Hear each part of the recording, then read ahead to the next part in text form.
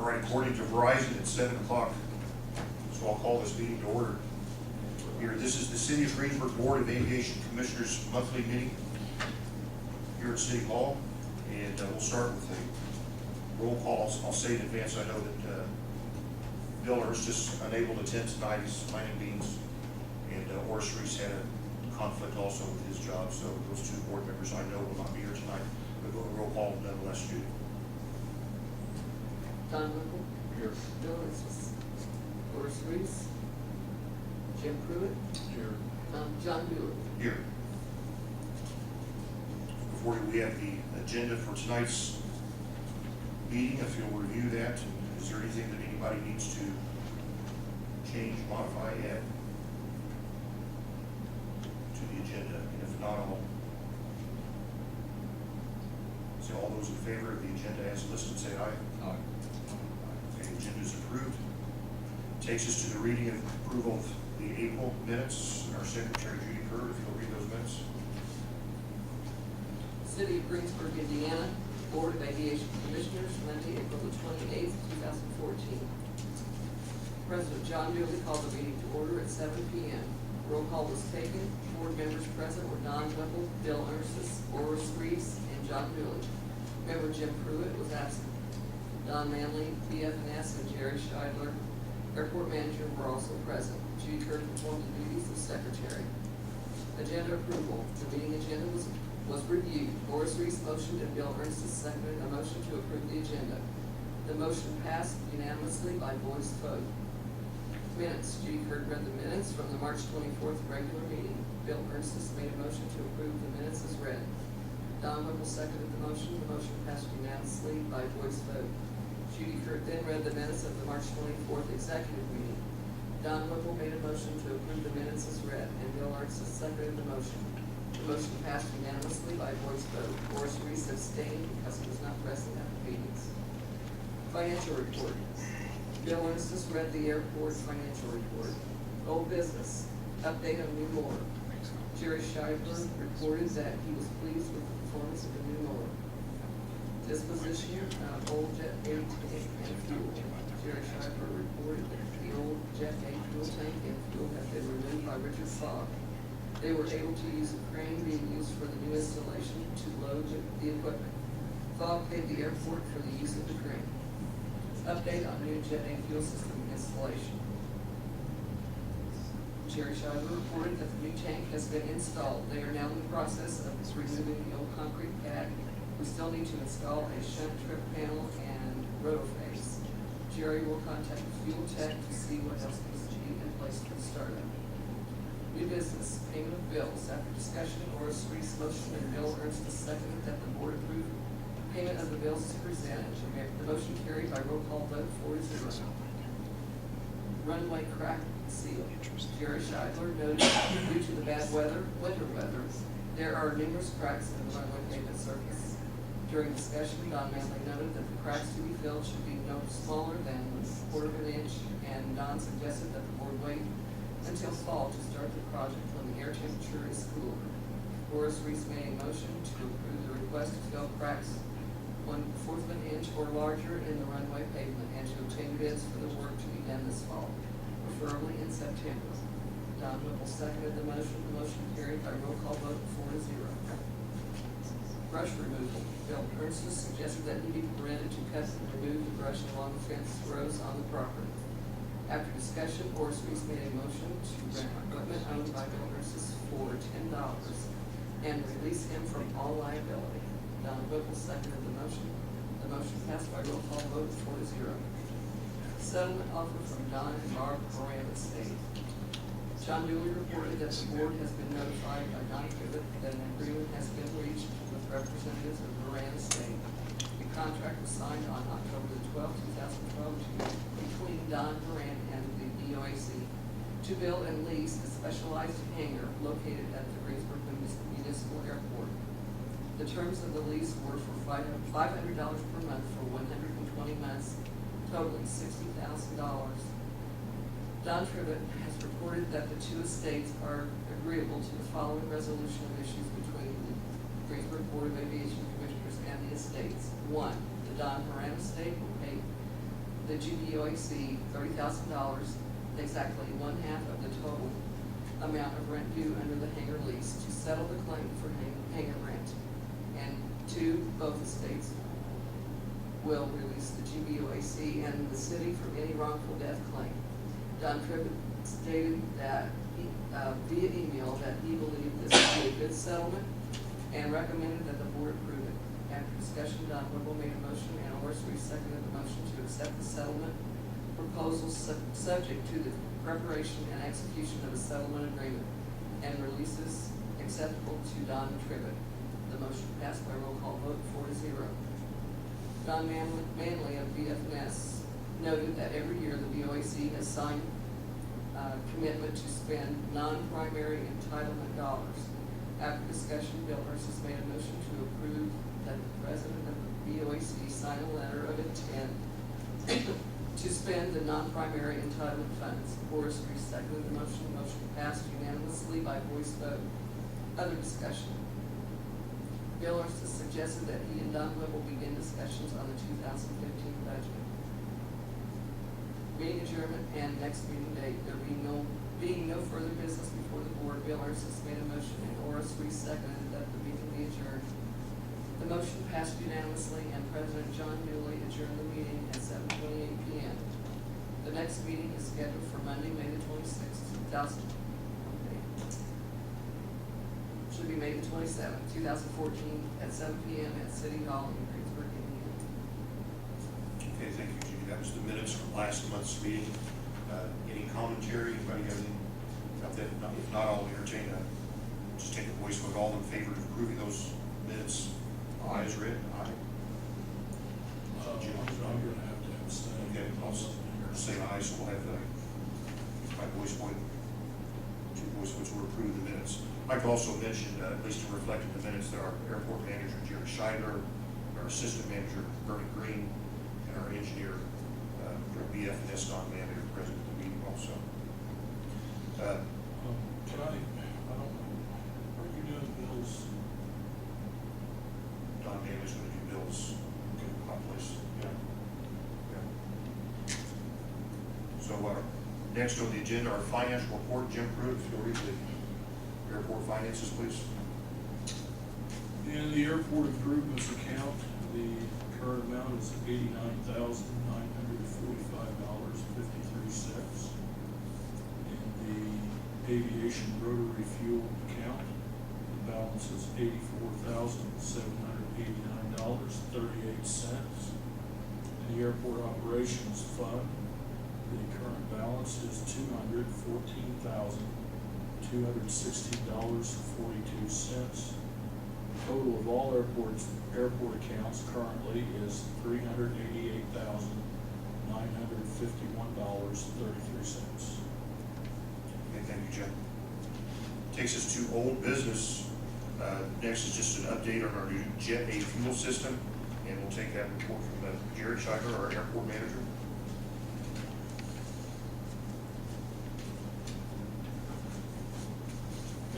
At this time, we are scheduled with Fuel Tech to have their people come and do the final connections, hook up and start up.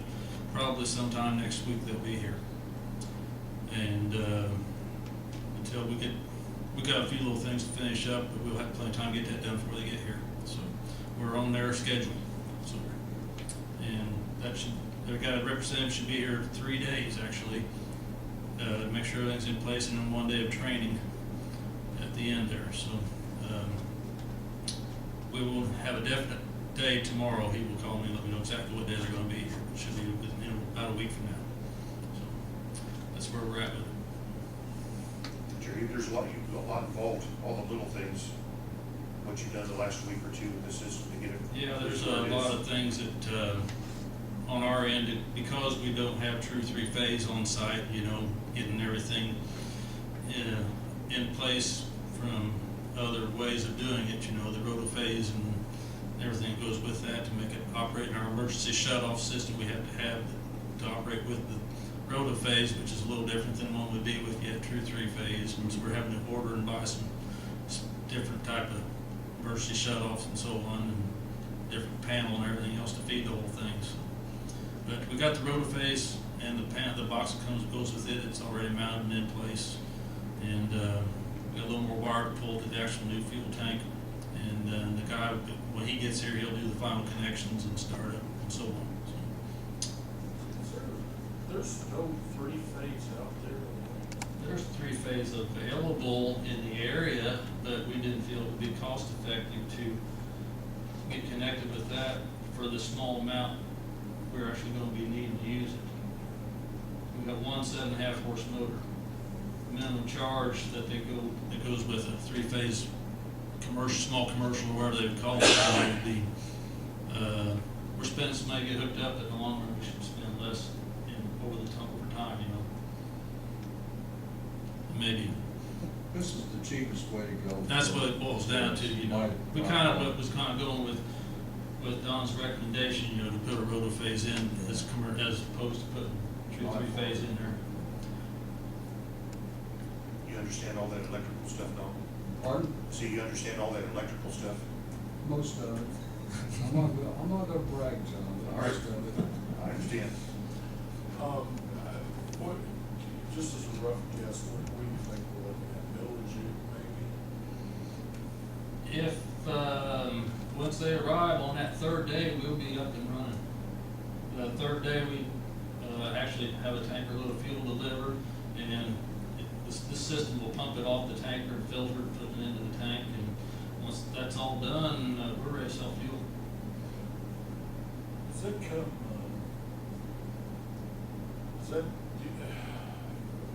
does that come with, I mean, how do you load the precedent? It comes, we order it with the fuel when we order fuel. Okay, They so mix it is up. it all mixed together? It's already ready to go on the tanker, yes. So we don't have to worry about it? We don't mix it, no. Jerry, could you give us a heads up on what day 3 is later when you I find out? mean, the calendar day when we know, yeah. You want me to send you guys all an email, let you know the That schedule? might be interesting to watch.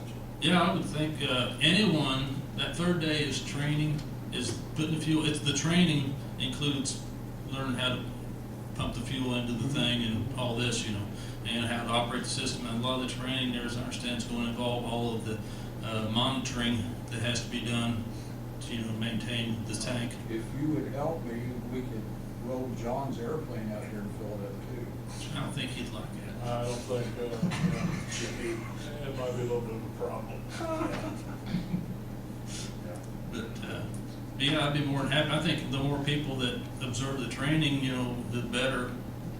Todd Reed, I talked to him, he wants to be there because he'll be using the system for his airplane, you know. So, you know, yeah, I think the more people understand it, the better, the way, you know, so. I can send an email to all you guys and, let you know what's going on. That'd be great. And Judy might want to come to lunch. Let me know. I would love it. All right, any more questions for Jerry? Jerry, thank you. You got anything else on the list, Mom, up here for me? Not no business, maybe? No, Okay. not right now, thanks.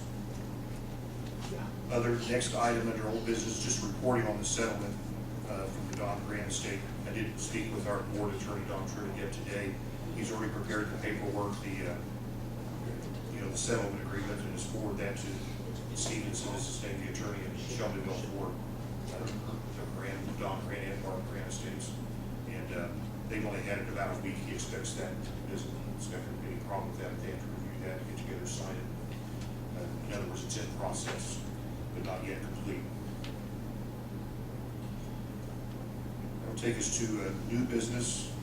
First order of new business is to review and seek approval for the payment of the bills. You got the bills listed before you.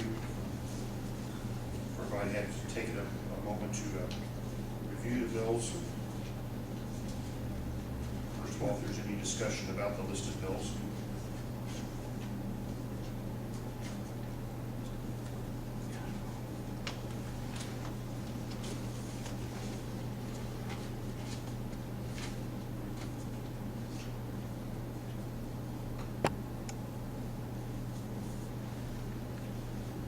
The biggest one there is for Fuel Tech. And again, that's towards obviously the Jet A fuel tank, $73,000 plus.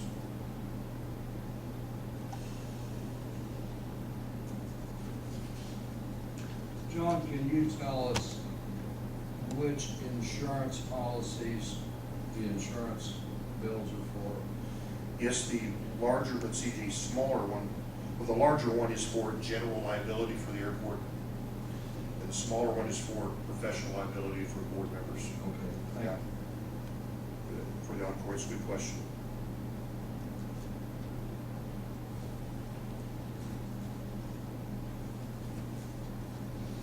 How much more will we have on the fuel system? Not a lot, we have, I know there's a retainage fee that we have, what is it, so the retainage we'd have for fuel tech, about, was it about 10,000 or so, or? We paid so much down, so to speak, with the order, and I think that they've already billed and possibly checks on the way for the balance. Right, except isn't there a small amount that we pay once it's all complete and operational? Oh, that could be, that rings a bell, but I don't know the figure. Yeah, that pays for most of it, but I couldn't say the exact figure, but this obviously is the lion's share right here, this $73,000. Plus, that's the second of payment we've made toward Lindsay. And my recollection is there is something, I don't know if you can call it retainage fee, but there's a smaller amount that's final payment once everything's up and running and it's in satisfactory condition. Then they would pay their final amount.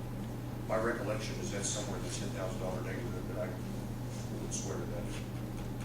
Yeah. Any more discussion on the bills in hand? I move we pay the bills. Okay, we have a motion and a second, so Judy will take a roll call vote on payment of bills. Tom Whipple, Yes. Jim Pruitt, Yes. John Field. Yes. Next on the agenda, our airport engineer from Butler, Fairman, Seaford, Don Manley. Don?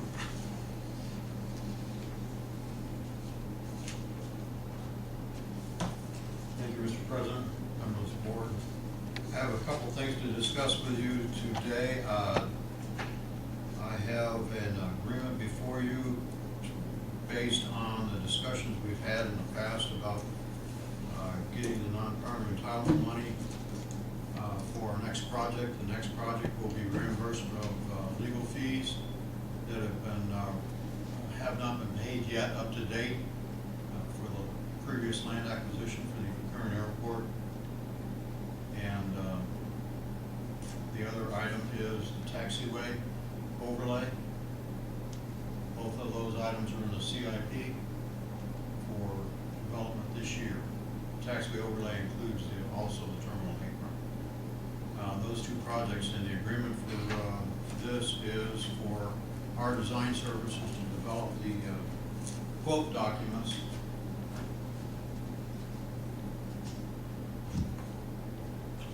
Don, you're talking about current taxiway, right? That is correct.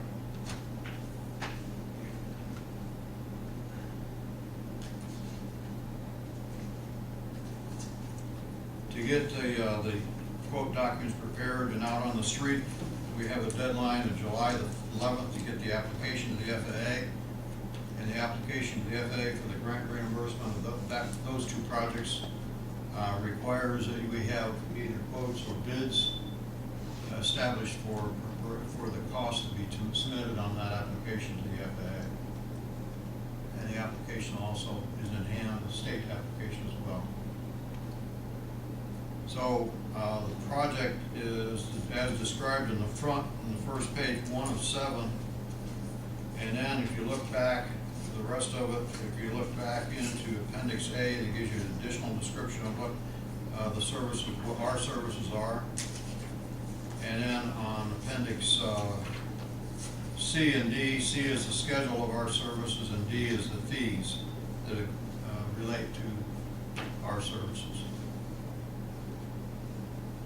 The fee is total not to exceed $23,000. At this point, it does not include any geotechnical services. There was a discussion out in the field the other day whether or not we needed geotechnical services to investigate the true thickness of the pavement that is reported at 2.5 inches over about a 5 to 9 inch stone base.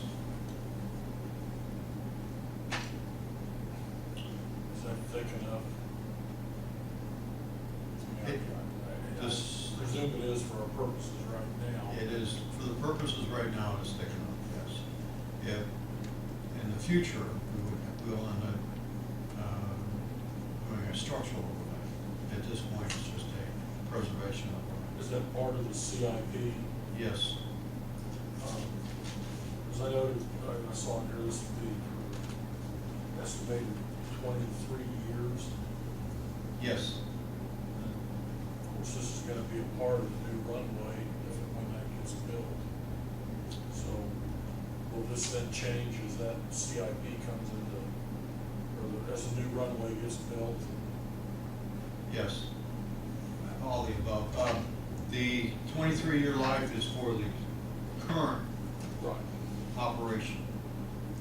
When we get into the future runway, and we're going to be using this taxiway for the future runway, then we will do an additional evaluation based on what the operations are at that point. And then that would most likely change the actual section. We would end up putting a structural overlay on top of that. It would not reduce the effectiveness of the current pavement. We would just be adding strength instead of taking where removing. And this is pretty time sensitive. We'll discuss that. Yes, I need to get it out on the streets. If you look at the schedule, in Appendix C, which is a page before Appendix D, that schedule shows our design phase services are going to be roughly 2 weeks. We'll have additional coordination after that, but 2 weeks, and all the coordination is with the FAA. And then we have a 14-day, which is 2 weeks again, more for the quote negotiations. And we will have to have the quotes in and part of the application prior to July the 11th.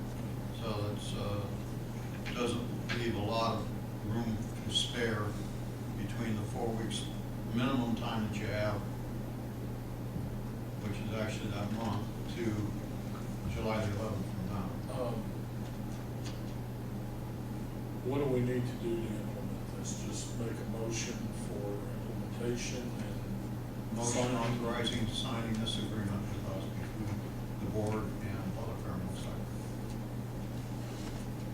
I'll move to that. We have a motion. Any further discussion before we take that further? Donald? He's moving that we authorize signature of this document so we can move forward with the grant. Second. Okay. If there's no further discussion, we'll take a roll call vote on that. On the authorizing signature of this document. Don Whipple. Yes. Jim Pruitt. Yes. John Hughes. Yes.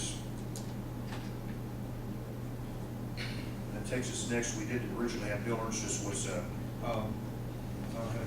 oh, sorry, go ahead. Sure, go ahead. Get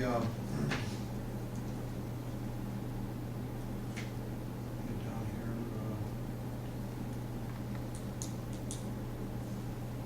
Out in the field, we had a field investigation of the, we've already went one step at this point in time. We had a field investigation to see what is an opportunity, which is what Bill was going to report on, and I will reserve that until then, during that part of it.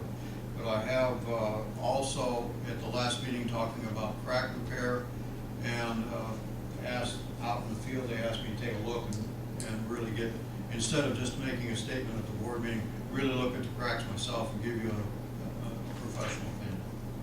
And so I have looked at the cracks, and the number of cracks that you have that have some substance to it. There's a lot more than what I'm going to say here, cracks, but that has some potential substance where they may need repair. Is 640 feet of cracks that are less than 1/8 of an inch. There are other ones that are really not even measurable. It's just, you can see there's a crack there, it's closed. And they probably were wider. The heat of the time has actually started, the pavement's already starting to close. Those cracks in the summertime, There was another 80 feet that would equal to roughly 1/4 of an inch by measurement.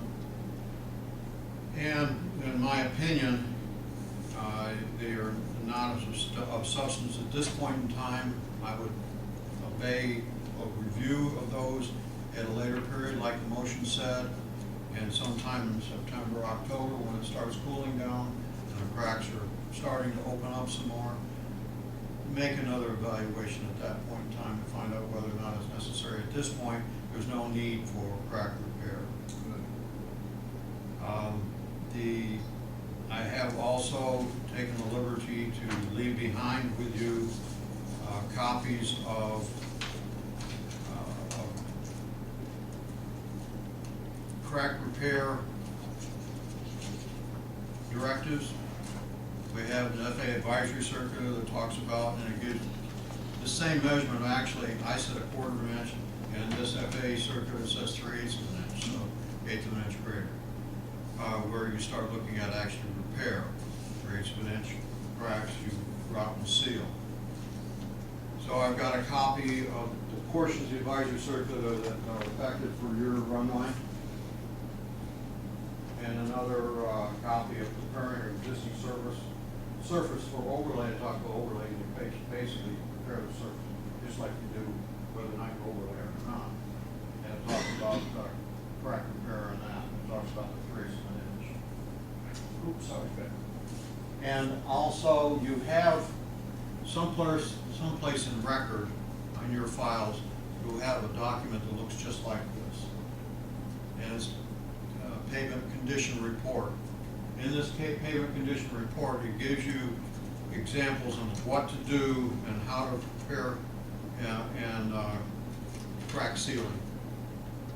And it gives you examples of what to do and how to repair your cracks. I would suggest that Jerry would have that, and Jerry would have that advisory circular. It has a specification in the back there that he can use when it's time to get them repaired. If you go out right now and you look at the pavement, there is probably about 5 or 6 feet that somebody has put down some crack material, some sealant material over some cracks on the south end of the runway. In the turnaround, roughly, the turnaround is down there. There is some sealant laying on the pavement. And That was from when the original overlay was done. There was a few cracks showed up and they came back and put that on initially O'Mara did. yeah, and I would say they didn't do a very good job. I'm sorry to say that, but anyhow, you could use that as an example of banding overlays. Sealant is not necessarily the most effective way to repair your cracks. I would suggest the more expensive way is to route and seal. You get the sealant into the crack. Banding is a squeegee over the top, and it spreads out. You have a band of sealant that's about that wide for a crack that's probably 1/4 inch wide. That's a lot of waste of sealant. And also, the sealant gives you more of a potential for it to expand beyond. And you can walk and look at it. You can all go out there and look at it, and you can see that sealant is in fact cracked. It's stretched to its limit, and it's pulled away from the crack itself, and it's got the same opening as the crack has. So the water's going to go into the sealant, into the crack. So I don't think that was a very effective way of doing it. So if I were there at that point, I would have told them to do something different than what they did. But I apologize, I wasn't there. So anyhow, that's my suggestion, that do a little bit more expensive process. And that's why I wait until you normally wait until you get a crack that you actually can repair. So, this is my record, but you should have a copy of it somewhere. If you don't, then I'm more than happy to run a copy and give it to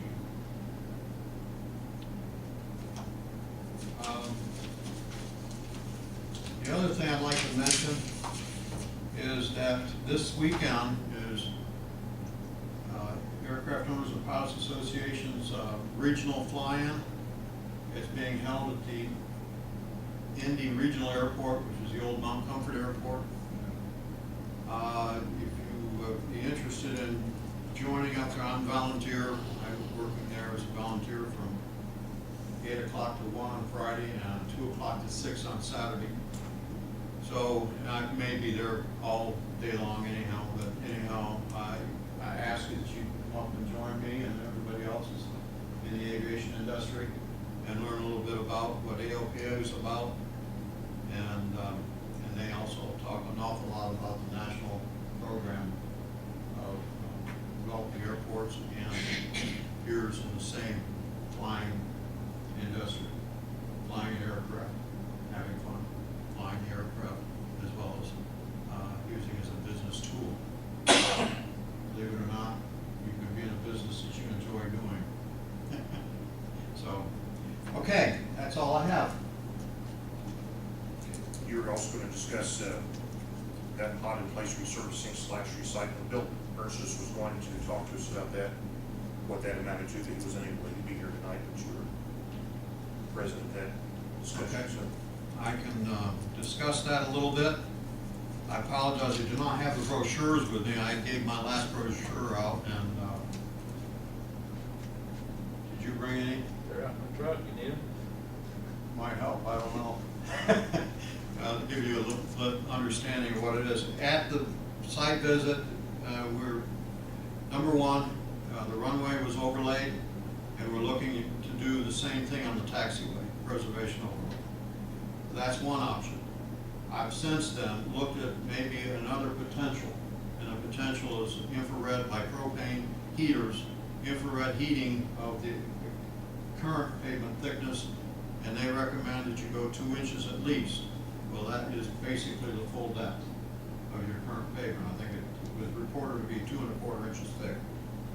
So anyhow, that the infrared heater will heat up and rejuvenate the current pavement, where conditions of cracking will be mitigated in the future overlay that you would put on over that recycled existing pavement that's heated up, added rejuvenators, an asphalt binder rejuvenator, glued it all back together, laid it all back down again, and that would be your base. And they suggested that you would be putting in a 1/2 inch to maybe 1 inch of surface over the top of that to make it look pretty.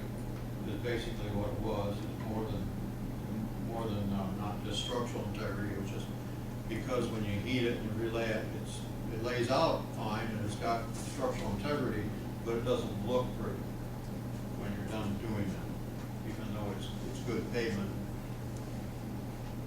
So this is it. It's a company called Gallagher Asphalt who does this type of process, and I think it's a good opportunity.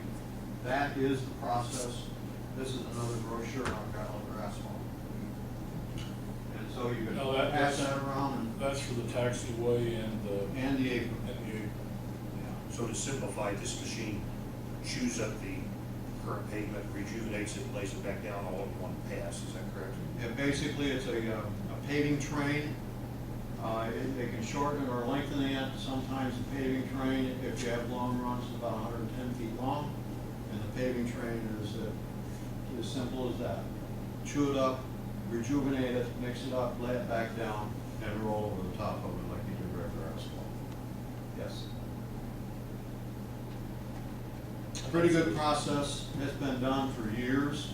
As a matter of fact, I have an engineering brief that was back in, this engineering brief was back in 1983, so the process is not new. Engineering brief that the FAA uses to look at new processes. That's probably significantly cheaper. They've reported, yes, they've reported that the process to 2 1/4 inches plus the inch is cheaper than putting, milling off 1 inch and putting 2 new inches back down.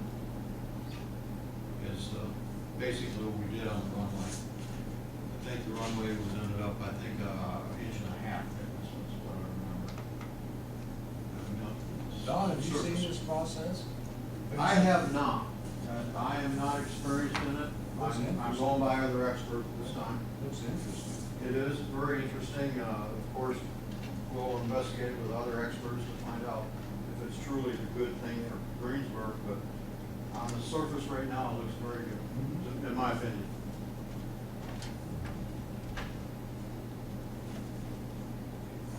is the actual process, and that is just a brochure from Gallagher Asphalt. They're in the business of paving work as well as other companies that you have in this area, but they would be subbing under a contractor to do the infrared pavement rejuvenation process.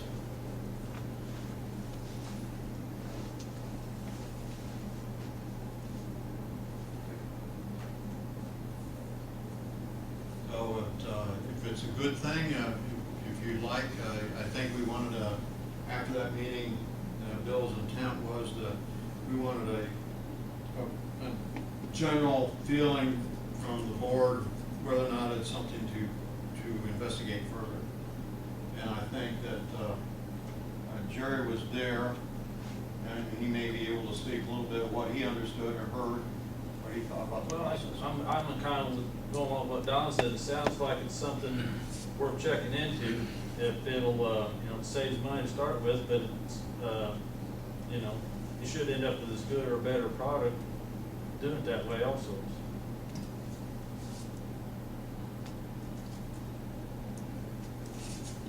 So I guess it's not a motion, it's just a general feeling or concurrence to proceed on with using that. The plan is, and it was suggested there, the plan is to bid as an alternate. There'll be two bids, I'm sorry, we'll have two quotes. One quote will be the general preservation overlay, and the other quote would be to go use this process. And we're not going to life cycle anything. We would be straight up whatever is the cheapest process that you use. Once this, if that was the chosen method, what was your understanding, how long would the service be unusable? How soon after the process could it be used? As quick as it would be on the standard process.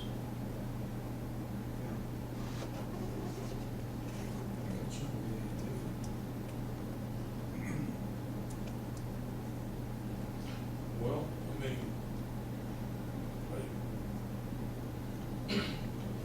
we just need a motion to. I don't think it needs to be a motion, it's just a concurrent feeling that, okay, the board says that, yeah, I think you go further investigating. It's not an action where an official action needed on it. Well, certainly, I think it's something that needs to be continued to be looked into. I think it'd be crazy not to.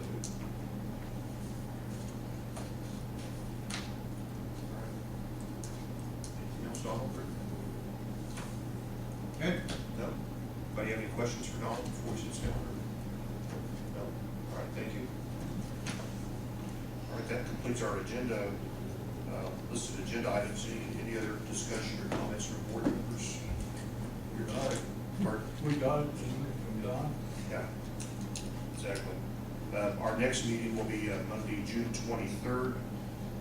That's the fourth Monday of June, but not the final Monday of June. There's 5 Mondays in June, and we always meet on the fourth Monday, so Monday, June 23rd. Our next regular monthly meeting here for the Board of Aviation Commissioners. And at this time, if no one has anything else, I'll entertain a motion to adjourn. So moved.